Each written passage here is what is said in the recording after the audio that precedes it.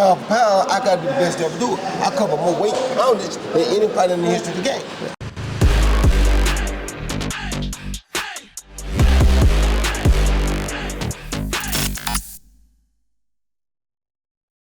Welcome back to the All Out Fighting YouTube channel. My name is Martin Doman. I am joined by the legend Roy Jones Jr. Now Roy, I know it's a while since you retired, but we are in a boxing ring. No punches allowed to be thrown, physically at least, even if I end up somehow knocking you out. Right. But we are going to play it virtually. Okay. And we're going to play on Undisputed, a classic heavyweight fight, one that obviously can never happen, but you know, we all talk about these fantasy fights, who would have beaten whom. So we have the current unified heavyweight world champion, Alexander Usyk, and the legend, Muhammad Ali. Now you've chosen to go for Usyk. What is it that you like about him? Just the fact that he's a great boxer mentally. I always like to use him because he's tall, he's southpaw, and I like his IQ. So I love to use Usyk for that reason. Did you always think that he would get the better of Tyson Fury? Yes, I did. Yeah? Why is that? Well, because he's more technical than most guys, and when you're big, and the good thing about Fury was technical and big, but he's not quite as big or not quite as powerful either, but he's more technical. So the smaller man with more technology is probably going to beat the big man with technology. That's somewhat technical, but not really so powerful. Do you think Tyson was too big for the second fight? Yes, yeah. Of course. Yeah. So what would it take to beat Usyk then? Take a lot, but first thing you got to be is you got to have somebody with explosive power. If you don't have explosive power, he don't care about you. And if you don't know how to use it or disguise explosive power, he don't care about you. Let's see if Muhammad Ali might have had the answer. Muhammad Ali would have had the answer. You reckon? Yeah. So where would you put Usyk, you know, among the best heavyweights in of all history? time? Yeah.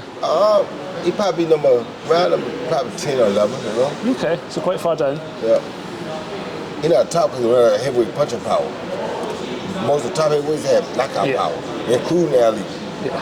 And he's great, but he don't have that knockout power. That's true. So as a heavyweight, to be in the top 10, you gotta have knockout power. You know, one punch knockout power. Yeah. He can drop you with one because he's getting stronger, because he's getting bigger, but as through his career, he has never been known as a puncher. And heavyweights are known for what? Punching power. That's it. Right, okay.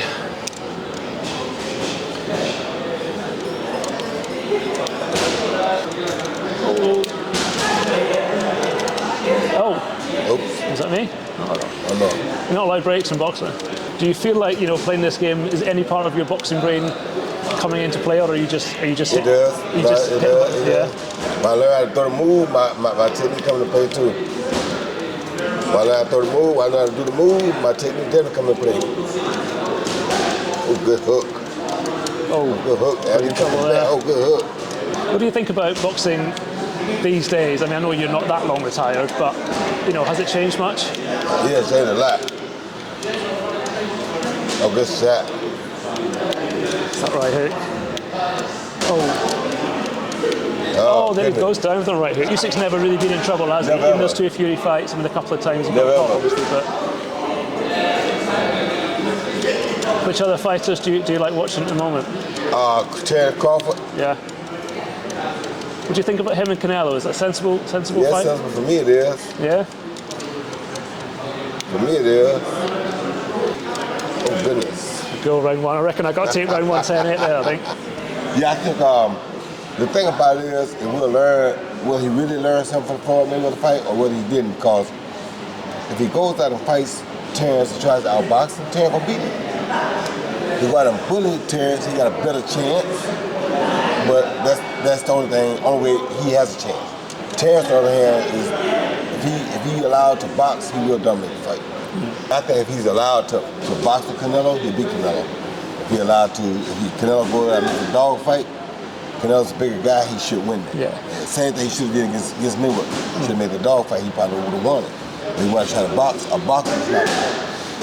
Of course, another fight we've got coming up, a man you know well, Eubank Jr. Yeah. How do you see his fight with Conor Brown? I think he beats Conor because of his size. Yeah. Is that his best route to victory, just to impose himself? Yeah. Good shot. Oh, I reckon. Oh, come on, he's there to be taken. Is that right hook every day?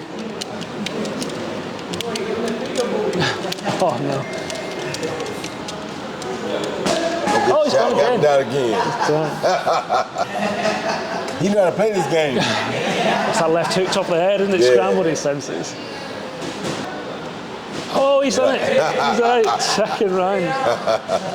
You know all about going up in weight. Of course. Like how, to like the layman outside who sees, you know, Crawford jumping up weights, how difficult is it really? What does it do to your body to? It's not the going up in weight that counts. If you're tall enough, which I think he is, if you put the muscle on, it's good for you. The problem is if you take that muscle back off.